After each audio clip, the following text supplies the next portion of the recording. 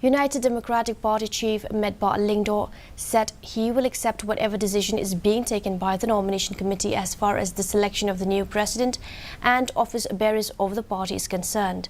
The nomination committee will announce its decision in the upcoming General Council meeting of the party to be held on August 12th. He said there is a process to be followed for selection of the new office bearers as per the constitution of the party, and that will be followed religiously. The party as a whole is, or maybe from some section of the, leaders in the party felt that I have to continue. I will definitely continue.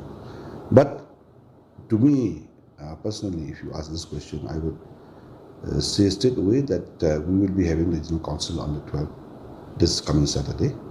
So, as far as the practice and as far as the constitution is concerned, the Regional Council will be held, and the nomination committee, those who are the members in the nomination committee, will have a say as far as this part is concerned. Not only president, but other office bearers as well.